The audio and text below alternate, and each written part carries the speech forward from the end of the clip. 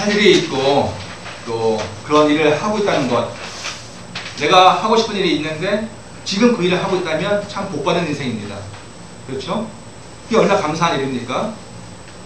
원래 인생이 그게 잘 안 되는데도 불구하고 요즘 코로나 시대에는 더 그러합니다. 코로나가 우리에게 준 것은 단지 전염병에 대한 두려움만은 아니죠. 하고 싶어도 못하는 그런 시대 속에 우리가 살아가고 있습니다. 할 수 없는 것이 참으로 많습니다. 당장 5명 이상 모일 수가 없어요. 그렇죠? 예배도 100명 이하의 교회는 10명까지 예배할 수 있다라고 하지만 그렇게 구청에서 공지가 내려온 상태입니다. 극장 관람도 힘들고요. 그래서 언제 극장 갔는지 가물가물할 정도입니다. 또 회식도 쉽지가 않습니다. 같이 식사하게 하고자 해도 여럿이서 같이 가는 게 지금은 쉽지가 않죠. 아니, 그것이 금지되어 있습니다. 여행도 그렇고 나들이도 쉽지가 않습니다. 근데 관광지나 또 자연 환경이 좋은 곳에 가보는 것이 그렇게 쉽지가 않은 거죠. 코로나 1년을 지내가면서 그것 때문에 사람들 사이에 우울감도 생기고 무력감도 생기고 내가 할 수 있는 게 없구나, 그냥 숨만 쉬고 있는 내 모습을 보기도 합니다. 그럼 우리에게 오늘 말씀이 우리에게 사실이 되어져서 글자가 아니라 그 말씀이 내 안에서도 사실이 되어지는 그런 일들이 일어나길 원합니다. 코로나 문제뿐만 아니라 원래 인생이 가지는 한계, 그 한계에 대한 답을 얻으시는 이 시간 되어지기를 소원합니다. 오늘 말씀을 좀 더 정확하게 이해하려면 바로 앞에서 마가복음이니까 마가가 기록한 복음이지 않습니까? 마가가 풀어놓은 설명을 좀 염두에 두어야 합니다. 오늘 우리는 29절부터 읽었죠? 근데 28절 한번 읽어보겠습니다. 28절 시작. 예수의 소문이 곧 온 갈릴리 사방에 퍼지더라. 바로 앞에 지난주에 전했던 그 말씀과 연결되어 있는 거죠. 예수님이 회당에서 말씀을 전하십니다. 그러자 누구도 몰랐죠? 아주 얌전하게 교양 있게 숨어 있었던 귀신이 거기 있었습니다. 거기에 귀신인지 그 누구도 몰랐습니다. 거기에 숨어 들어와서 자리를 잡고 있었습니다. 그 귀신이 예수님께서 말씀을 전하시자 그가 자기 정체를 드러낼 수밖에 없어요. 발각이 되어졌죠. 그리고 쫓겨납니다. 바로 그 사건 뒤에 요 28절 말씀이 있는 겁니다. 그 멘트입니다. 그 사건을 보고 사람들에 의해서 그 사건을 보고 그 사람을 들은 사람들이 그 의해서 예수님은 지금 갑자기 유명인이 되어진 겁니다. 방송을 타고 유튜브에서 갑자기 스타가 되어지듯이 사람들이 뜨듯이 그렇게 예수님이 갑자기 유명인이 되어지셨죠. 예수님에 대한 소문이 가버나움뿐만 아니라 가버나움이 있는 지역, 즉 갈릴리, 그러니까 서울, 강서구, 화곡동처럼 가버나움은 갈릴리 지역에 포함되어져 있는 마을이었거든요. 그러니까 갈릴리, 이 가버나움에서 일어난 사건이 가버나움에만 퍼지는 것이 아니라 바로 서울 전역에 퍼지듯이 갈릴리 전체 지역에 퍼지기 시작합니다. 갈릴리 전 지역 동서 남북 사방으로 퍼지는 것이죠. 그 이야기는 예수님에 대한 이야기가 그렇게 신속하게 퍼졌다는 것은 다른 말로 이야기하면 그렇게 능력 있는 예수님을 필요로 하는 이들이 많다는 이야기이기도 합니다. 관심이 있으니까 얘기를 하고 관심이 있으니까 또 듣고 하는 것이죠. 예수님께서 그런 능력이 있으시다, 귀신을 내어 쫓으시는 능력이 있으시다니 그 이야기가 퍼진다는 것은 예수님의 그런 능력이라면 자신들의 능력도 능히 해결하실 수 있을 것이라는 생각을 가지고 있는 거겠죠. 나도 만났으면 나의 삶도 그분에 의해서 회복되어졌으면 하는 그런 생각들을 가지고 있는 겁니다. 그런 생각이 갈릴리 사방에 퍼져서 어느새 예수님은 유명인이 되신 거죠. 여러분, 여기서 잠깐 엉뚱한 이야기를 하나 꺼내보겠습니다. 바로 권력에 대한 이야기입니다. 세상에는 많은 권력이 있어요. 그죠? 언론도 권력이 있고 뭐 별의별 권력이 다 있습니다. 힘이 있습니다. 근데 가장 대표적인 권력은 정치 권력이겠죠? 그렇죠? 옛날에는 그 정치 권력을 어떻게 획득합니까? 쿠데타가 아닌 이상은 우리가 11개 상하를 했다 보면 계속 북이스라엘의 왕을 죽이고 새로운 왕이 올라가고 또 죽이고 새로운 왕이 올라가고 그렇죠. 그렇게 왕이 되어지든지 아니면 혈통에 의해서 아버지가 왕이시고 할아버지가 왕이고 또 그 위에 조상 모두가 왕이니까 나도 왕이 되어지는 것처럼 혈통에 의해서 왕의 혈통이 바로 권력을 주는 바로 핵심 중의 핵심이었죠. 요즘에는 이 정치 권력이 무엇에 의하여서 얻게 되어집니까? 국민들이 직접 투표를 하죠. 선택을 한 겁니다. 개인의 한 표는 참 별거 없을 것 같은데 그 표들이 모여서 한 표라도 더 많이 가진 사람이 권력을 쟁취하죠. 51% 갖고 49% 내어주는 것이 아니라 전체 권력을 다 가지는 겁니다.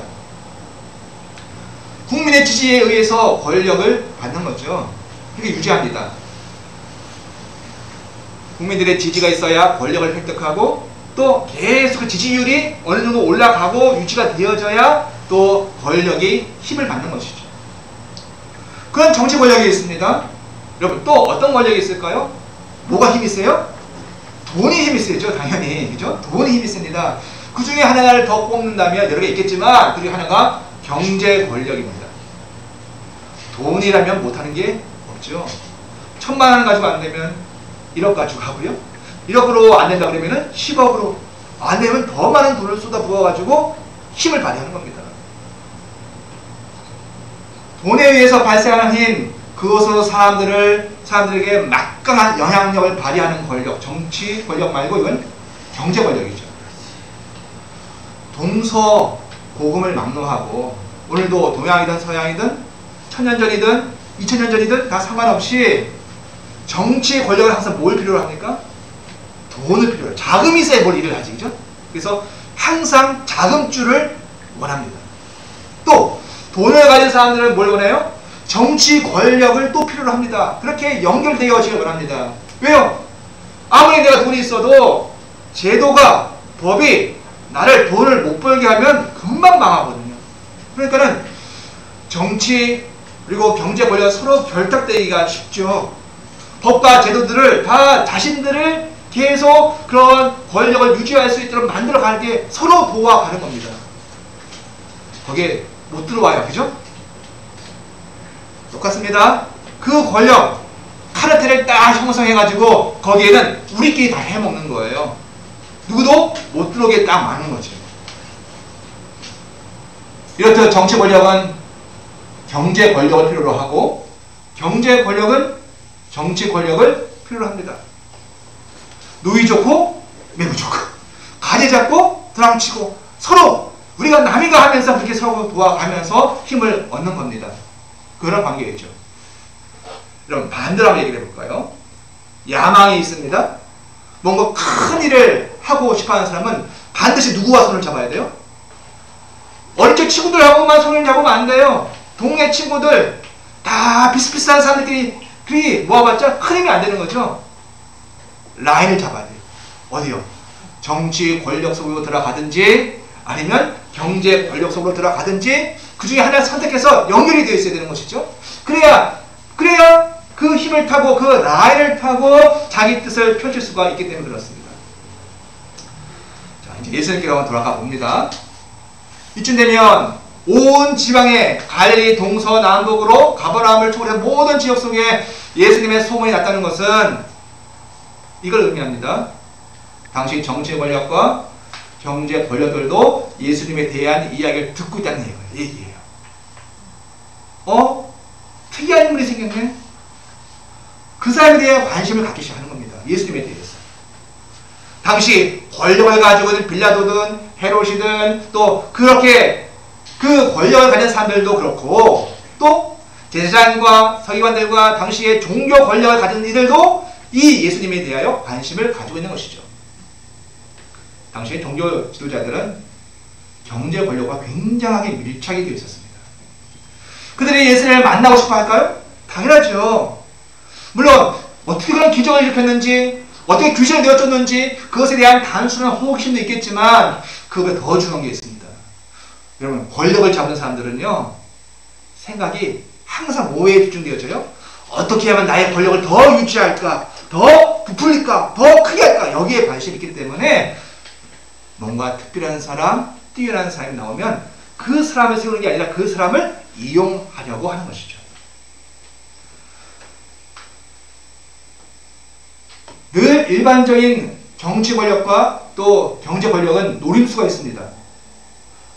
어떻게 하면 국민들을 정치에 관심을 안 갖게 하고 불만이 없게 하고 잘 먹이면서, 잘 먹여야 관심이 없으니까 잘 먹이면서, 그러면서 우리 말을 잘 듣게 할까? 어떻게 하면 우리의 힘을 계속 이어갈 수 있을까? 여기에 관심이 있겠죠. 또 어떻게 하면 더 많은 돈을 모을 수 있을까? 어떻게 하면 새로운 먹거리를 창출할 수 있을까? 어떻게 하면 부를 더 그리고 모을 수 있을까? 여기에 관심이 있는 겁니다. 그것을 궁리합니다. 여러분, 예수님이 지금 마가복음 1장 상황입니다. 즉 예수님이 사역을 지금 3년간 한 게 아니고 이제 막 시작하시는 거예요. 그러니 저들에게도 빌라도와 헤롯과 또 많은 다른 권력을 가지고 있는 사람들에게 예수님이 누구이신지 그분의 정체성이 완벽하게 드러났습니까? 아직? 아니요. 저거 누구지? 궁금해하는 것이에요. 그렇기 때문에 저는 모두는 예수님을 이용하려는 마음을 가지고 있는 게 분명합니다. 예수님이 하나님의 아들이고 그렇게 큰 줄 몰란 거죠. 저를 어떻게 이용해서 우리의 정치 권력을 더 유지해 볼까? 저 사람을 어떻게 더 이용해서 우리의 정치 그리고 종교의 권력을 더 연장해 볼까? 여기서 관심이 있는 겁니다. 헤롯이 나중에 그런 얘기 하지 않습니까? 내가 예수를 보고자 했다고, 만나보고자 했다고, 그 소문을 듣고 예수님을 한번 보고자 했다는 이야기가 기록이 되어질 정도입니다. 적당히 이용만 하면, 예수를 적당히 이용하면 권력을 더 유지하고 더 큰 권력을 가질 수 있기 때문에 그렇습니다. 왜요? 예수님이 바다에 가서 물고기가 잡히지 않는 거기에서 그물이 찢어질 정도로 물고기를 잡아내는 능력을 가지고 계시잖아요. 마가복음만 보더라도 회당에 가서 귀신 들린 자를 내어 쫓는 그런 능력을 발휘하지 않습니까? 얼마나 선전하기 좋습니까? 만일 예수님이 세상에 야망을 가지고 이 땅에 오신 분이라면 어떻게 해야 될까요? 나중에 어떻게 될지 모르고 서로 칼부림 할지 몰라도 당장 그 예수님이 가지신 그 인기를 가지고 권력자들과 아니면 이 권력자들과 정치 권력과 또 경제 권력과 한번 손을 잡아보는 거죠. 당신 힘이 있습니까? 나는 인기가 있어요. 당신 정치 권력이 있고 당신 돈이 있습니까? 나는 인기가 있습니다. 내가 가는 곳마다 사람들이 다 열광합니다. 나와 손을 잡으시죠. 이렇게 할 수 있는 거예요.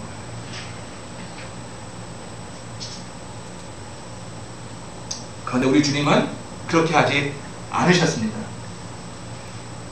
서기관들이 엉터리로 해석한 하나님의 말씀을 전한 유대교 회당에서 귀신에게 사로잡혀 고통하는 한 사람 때문에 거기 가셔서 그 사람을 회복시켜준 그런 분이셨습니다. 그 사람을 온전하게 해주신 분이셨습니다. 그리고 그 일이 끝나자마자 회당에서 나오시자마자 가신 곳이 어디입니까? 곧장 가신 곳은 바로 시몬과 안드레의 집입니다. 오늘 짧은 본문이지만 여기에 반복되는 말이 있습니다. 자, 29절 한번 읽어보겠습니다. 시작. 회당에서 나와, 우리말은 글자 다르지만 나왔다는 뜻이고, 또 더 읽으시면 곧 야고보와 요한과 함께 시몬과 안드레 집에 들어가니 또 갔다는 뜻이고요. 또 30절에 시몬의 장모가 열병 누워있는지라 사람들이 곧 그 여자에 대하여 예수께 여쭤보는데, 자 31절에 나아가사, 또 갔다는 이야기입니다. 같은 어원이 계속 나와요. 나와서 들어가시고 나아가서, 계속 예수님은 가셔요. 또 가시고 또 가시고 또 가시면서 당신의 일들을 행하고 계시는 겁니다. 지금 시몬과 안드레의 집에 가십니다. 왜요? 왜 거기 가셨어요? 거기에 권력자가 있기 때문입니까? 결탁하여서 힘을 발휘하여서 더 인기를 더 뻥튀기를 할 그런 요양입니까? 아니죠. 그 집에는 권력자들은 아무 관심이 없고 아무 생각이 없는, 바로 그 집에 열병으로 고통당하는, 당장 예수님을 필요로 하는 한 여인이 있기 때문에 거기를 가시는 겁니다. 여러분, 예수님 어떤 분이세요? 권력을 쫓아가시는 분이 아니셨어요. 왜? 당신이 하나님이시기 때문에. 굳이 인간 권력에 거기에 당신을 팔지 않으셨다는 겁니다. 더 많은 힘을 얻기 위해서, 사람들 끌어모으기 위해서 거대한 중앙무대로 가지 않으신 거예요. 대신에 예수님은요, 회당에 가시고, 그리고 열병에 시들어 시름시름 아파하고 고통하고 있는 한 여인을 찾아 그에게 다가오시는 겁니다. 그렇게 바쁜 각오가 예수님에게는 한 사람을 향하여 가시는 거예요. 여러분, 이렇게 삶을 선택하신 것이 예수님의 삶의 방식이었어요. 화려한 곳, 높은 곳, 돈 많은 곳, 먹을 게 많은 곳, 이런 곳이 아니라 예수님은 집에 병들어 누워있는 그 여인을 찾아가시는 삶의 방식이었습니다.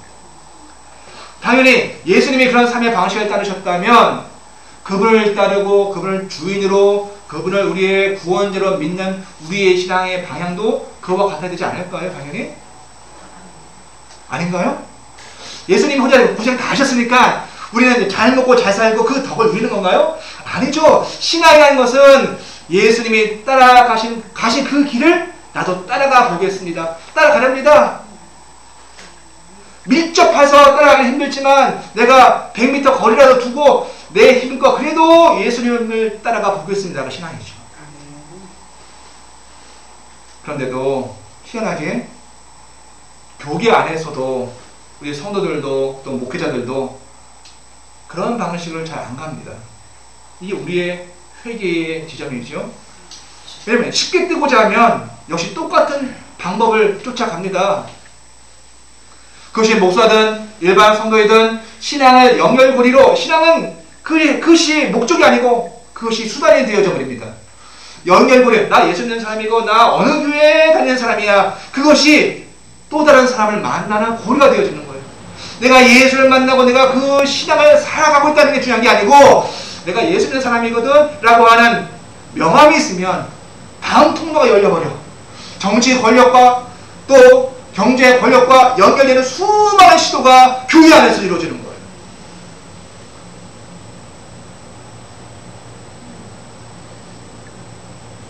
성도가 그리고 교회가 정치화되어지고 그리고 경제 이익이 되어진 수많은 사례들을 우리가 지금 오늘의 현대 이 시간 속에서도 보고 있는 것입니다. 돈이 되어지는 것에 교회도 이제 뛰어들어서 함께 그 진흙탕에서 뒹굴고 있는 것들을 우리는 적지 않게 보고 있는 거죠. 예수님은 그러지 않으셨어요. 그죠? 예수님은 오히려 밖에서는 보이지 않는 집 안에서 발생한 문제를 해결하시고자 그 집 안으로 들어가십니다. 그럼에도 불구하고 이상하게도 그분을 따른다고 하는 사람들은 세상 권력을 찾아 예수 믿는 신앙을 핑계로 더 많은 힘을 가지고자 권력을 추구해가고 연결해가고 그리고 그것을 위해 식사하고 만나고 하는 이런 참으로 아이러니한 일들이 오늘 우리의 삶 속에 있는 겁니다. 여러분, 최소한 이것은 신앙은 아니에요. 내가 신앙인이고 내가 예수 믿는 사람이 할지라도 솔직히 얘기해야 되지 않습니까? 내가 하는 모든 게 다 신앙이에요? 그렇지는 않잖아요. 그러면 우리가 그것에는 그 사실로 회개를 해야죠. 우리가 사랑하는 성도 여러분, 오늘 말씀을 보면 예수님의 사역이라는 곳이 어디입니까? 집 안입니다. 예수님께서 어디서도 나중에 어디서도 사역을 하십니까? 들판에서도 사역을 하세요. 산에 가서 언덕에서도 사역을 하십니다. 또 바닷가에 배를 띄우고 거기에 앉으셔가지고 해변에 앉는 무리를 대하여 그렇게 말씀하시기도 하십니다. 회당과 비교를 해봅시다. 산이나 들판에 비하면 그래도 회당은 자격이 있어야 들어가는 곳입니다. 유대인이어야 되고 또 할례를 받은 사람이어야 되고 하나님 믿는 사람이 되지 않습니까? 그래야 들어갈 수 있는 자격이 갖추어집니다. 그래도 회당 공공장소예요. 공공장소. 유대인이라면 누구나 들어갈 수 있는 곳입니다. 물론 들판에 비해서 해변가에 비해서는 덜 공공장소지. 그러나 회당도 공공장소입니다. 거기에 비해 반해 집은 뭡니까? 집안의 사람들은 모든 것이 다 열려있고 오픈되어지는 곳이지만 우리끼리 이야기고, 집 밖에서 봤을 때는, 옆집 사람이 봤을 때는 집이라는 것은 아무나 들어갈 수 없는 곳이에요. 그죠? 요즘은 시어머니도 들어가시려면 허락을 구하고 들어간다고 그러지 않습니까? 네. 쉽게 못 들어갑니다. 타인이 들어가려면, 그 집안에 들어가려면, 입장을 하려면 허락 없이는 들어갈 수 없는 곳이 집이에요, 여러분. 가족끼리는 허물이 없고 프라이버시가 다 노출되어 있지만, 대신에 그 집이라는 것은 다른 사람들은 함부로 들어갈 수가 없어요. 비밀번호를 눌러야 들어갈 수 있고, 거기 허락을 받아야 들어갈 수 있는 곳이죠. 그 안에서 무슨 일이 일어나는지 밖에서는 쉽게 알 수가 없습니다. 집 밖으로 나온 사람들이 화장을 하고 또 멋있게 치장을 하고 나오면 잘 사시는가 보다 하지만, 그 안에는, 그 집안에 무슨 일이 있는지 다 몰라요. 여러분, 집안에서 무슨 일이 일어납니까? 교과서의 답은 뭡니까? 집안에는 사랑이 있어야 되고, 행복해야 되고, 위로가 있어야 되고, 격려가 있어야 합니다. 그렇죠? 그런데 우리의 현실은 그렇지만은 않아요. 그렇지만은 않습니다. 그것이 이상이긴 하지만, 그것이 우리의 꿈이고 우리의 소원이긴 하지만, 가정과 집 안이라는 것이 꼭 그렇지만은 않습니다. 현실은 다릅니다. 아니, 현실은 다를 가능성이 좀 많죠. 왜? 친하다는 이유로 수많은 상처를 주고 막한 그런 것이 집 안에서 일어날 수 있는 일이기도 합니다. 그래서 어떤 사람은 평생 상처 때문에 어릴 적 집 안에서 당한 그 어떠한 일들에 대해서 상처를 받고 평생을 주눅들고 어둠에 갇혀 사는 사람들도 있습니다. 또 가족끼리 싸우고 또 허박한 일들이 있는 곳이 가정일 수 있어요. 그 집 안에서 일어날 수 있습니다. 요즘처럼 은밀한 폭력이 일어나서 경찰이 아무도 알 수 없는, 거기에서 누구도 말리지 않는 폭력이 자행되어지는 것이 집 안에서 일어날 수도 있다는 말입니다. 은밀한 폭력이 집 안에서 자행되기도 하죠.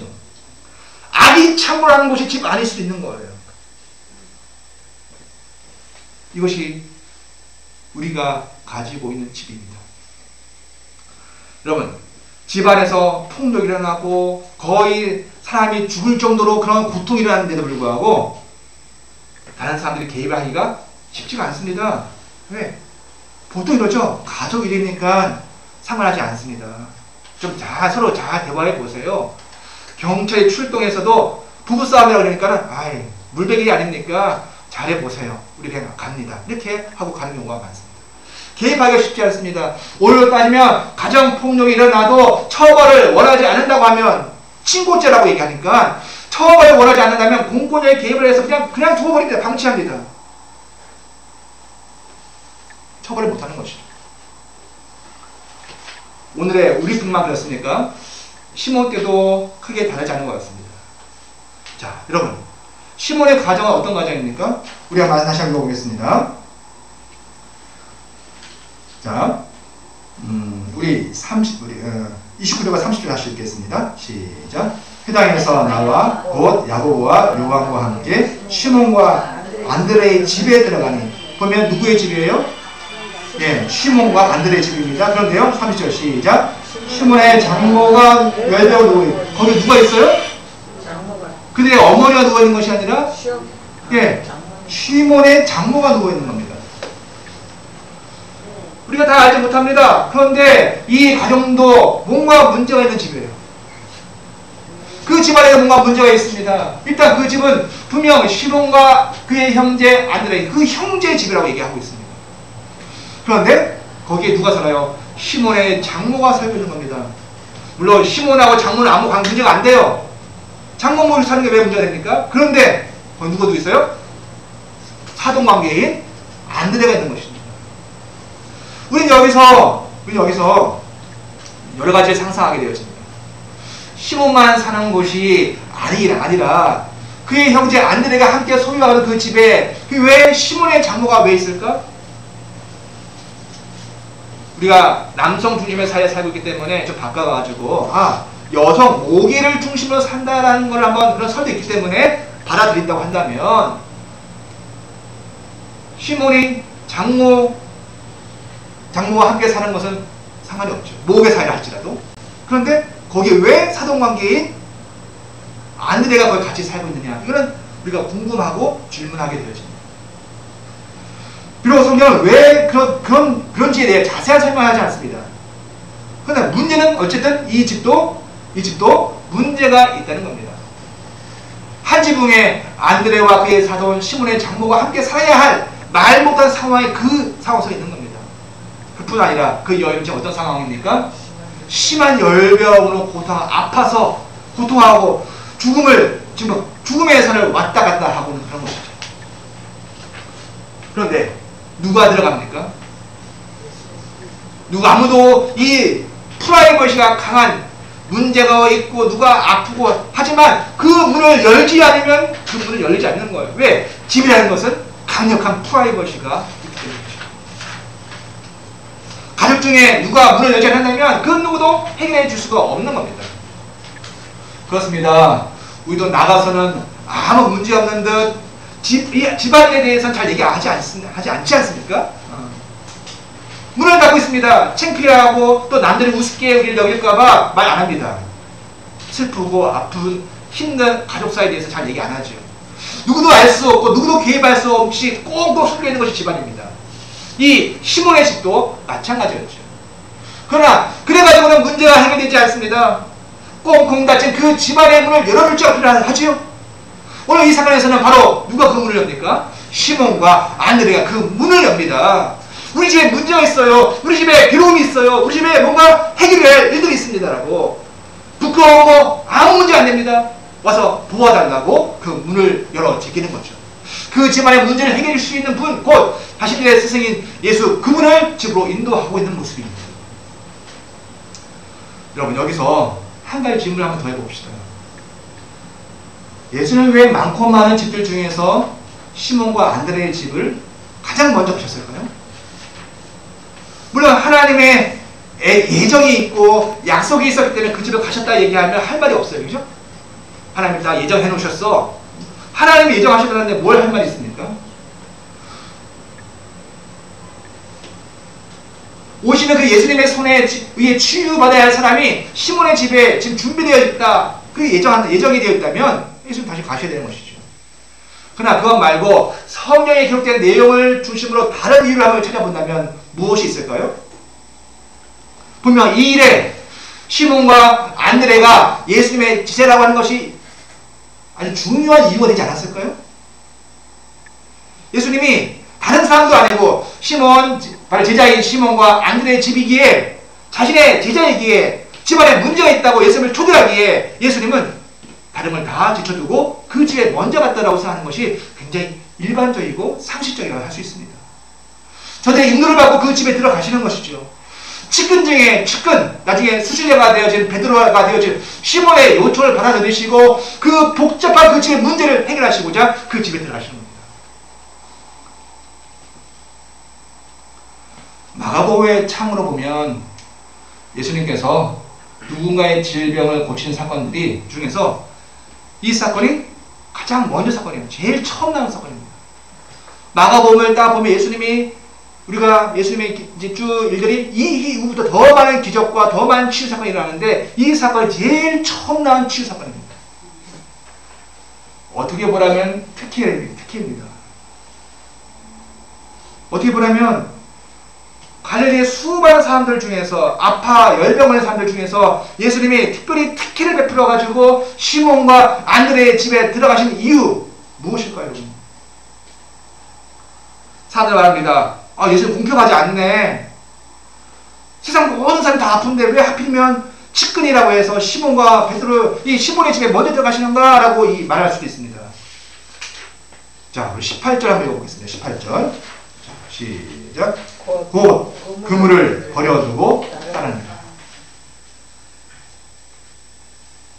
저들을, 시몬을, 안드레를 예수님이 제자로 부르셨을 때 하신 말씀입니다. 그때 일어날 상황입니다. 저들이, 즉 시몬이 또 안드레가 그물을 버려두고 예수님을 쫓아낸 사건을 기록하고 있는 거죠.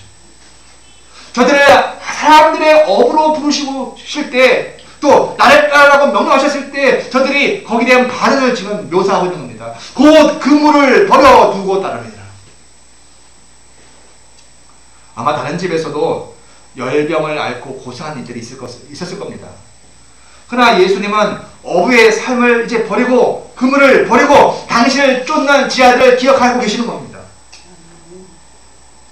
자신의 인생을 드리고 삶을 드리기 위한 나사이들을 결코 예수님은 외면하지 않으십니다. 거기다가 야고보와 요한과 야고보가 합세합니다.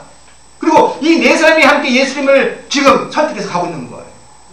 네 명의 제자가 간청합니다. 그럼 그건 어떻게 해요? 예수님이 거기에 따라주십니다. 그렇습니다. 우리 주님은 당신을 쫓는 자들이 합심하여 구하고 그분을 도움을 구하면 예수님은 응하시는 분이세요. 물론 세상 여기 천지에 수많은 도와야 할 일들이 있겠지만 특별히 누구요? 주님은 이런 면에서 특기를 주시는 것을 부끄러워하지도 아니하시고 그것을 당연하다 말씀하십니다. 나를 쫓고 나를 위하여 헌신하고 수고한 이들을 향하여 주님이 그들을 먼저 살피시고 도우시는 거예요. 모든 치유 사건 중에 가장 먼저 이 베드로의 시몬의 장모에 가서 그 특기를 베풀어 주시는 것이죠. 그렇습니다. 시몬과 안드레는 결국 집안의 문을 열 수 있는 유일한 사람들이었습니다. 뿐만 아니라 예수님을 모시고 들어올 수 있는 유일한 사람들이기도 했죠. 그럼 묻습니다.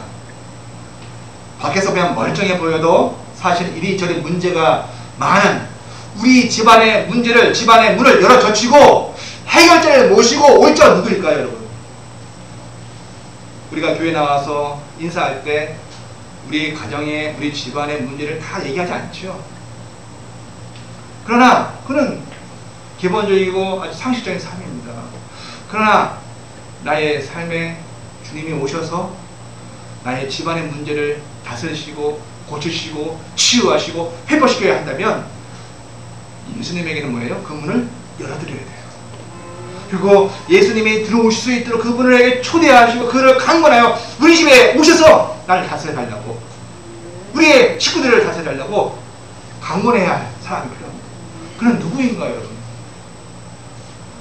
혹시 이거 아닌가요? 예수님 전 세계 인구 모두 다 고쳐주시고 시간 나면 우리 집도 한번 들려주세요. 이렇게 마음이 편하게 하나님을 향하여 계시진 않습니까? 바로 예수, 우리 주님을 쫓는 자들입니다. 예수를 따라가고자 버릴 것을 버리고 또 더 가까이 쫓아가는 것에 힘써 살아가는 이들, 오늘도 예수님을 쫓아가고자 애쓰고 삶의 여러 가지를 포기하고 그리고 주님을 쫓아가는 자들, 그 주님 어떻게 하세요? 수고한다. 내가 너를 사랑한다. 너를 불쌍히 여긴다. 너가 초대하면 나는 모든 나의 일정을 뒤로 미루라도 너의 집에 들어가 너를 다스리고 치유하고 회복하고 너를 고치겠다. 주님 그러하십니다. 바로 그들 덕분에, 시몬 덕분에, 안드레 덕분에, 오늘 이 시대에 여러분과 저 덕분에 예수님께서는 집안을 즉시 들어오십니다. 그리고 열병 앓고 있는 여인의 손을 붙잡으시고 그를 문제를 해결하십니다. 재밌는 거는요, 그 여인이 일어나서 뭡니까? 자, 마지막 절 31절 시작. 나아가사 그 손을 잡아 일으키시니 열병이 떠나고 여자가 그들에게 수종되니라. 아멘. 여기서 수종된다라는 표현을 영어 번역에서는 크게 두 가지를 합니다. 하나는 서빙을 했다. 옆에 식사하시고 뭐하면 옆에 서가지고 서빙하고 음식 제공하는 일은 서빙을 했다라고 번역한 것도 있고요. 또 한 가지는 미니스터, 사역을 했다, 이렇게 번역을 한 것도 있어요. 저는 당연히 뒤에 거를 선호합니다. 뒤에 번역. 둘 다 가능성이 있는 번역이지만 이 베드로의 장모가, 시몬의 장모가 열병을 앓고 있다가 예수님에 의해서 치유받는 거예요. 자신이 해야 할 일을 하고 있는 거예요. 마땅히. 하나님 나라에서는 베드로가 크냐 장모가 크냐 그런 거 없습니다. 자기가 가진 분량을 가지고 힘을 다하여 수고한 그 삶은 다 아름다운 거죠. 이 여인이 자기 사역을 합니다. 이름도 없어요. 뭘 표현하면 됩니까? 시몬의 장모에 그게 이름은 아니지만 하여튼 그렇게 표현된 이 여인이 자기 사역을 합니다. 이 여인도 여러 사람들의 모인 제자 공동체 가운데에서 자기가 할 일이 있다는 걸 압니다. 내가 살아있어야 하고 내가 이 공동체 속에서 이 모임 속에서 내가 무엇을 해야 하는지 알고 있는 것이죠. 그래 그 역할을 합니다. 아름다운 거죠. 우리가 주님을 쫓고 있다면 우리가 우리 집안의 문을 열고 오픈을 한다면 우리 집 안으로 주님이 들어오셔서 우리의 문제를 해결하시고 각 사람을 멋있고 당당한 사람으로서 그리고 이 땅에서 마땅히 할 일을 가지고 있고 그것을 할 수 있는 사람으로서 주님 우리를 이끄십니다. 말씀을 맺으려 합니다. 할 일이 있고 그 일을 하고 있다면 그 사람은 아름다운 사람이죠. 여러분 혹시 우리가 열병에 붙들려서 그 일을 못하고 있지는 않습니까? 또 우리 집 안에 그러한 모습으로 있는 이들은 있지는 않습니까? 바라기는 열병이 치유되어지고 또 회복되어져서 각자가 자기의 사역을 감당하는 우리가 되어지기 원합니다. 내일이 그냥 하루하루 살아가는 일이 아니라 나의 삶이 하나님이 원하셨고 부탁하셨고 또 주님의 일들을 이루어가는 사역이기를 원합니다. 그래서 성도 여러분 우리의 삶은 우리의 일상은 바로 사역입니다. 이 여인이 수종되듯이 사역했듯이 우리 모두가 주님 앞에서 우리 인생을 다하여서 사역하시는 우리 모두가 되어지기 원합니다. 기도하시겠습니다.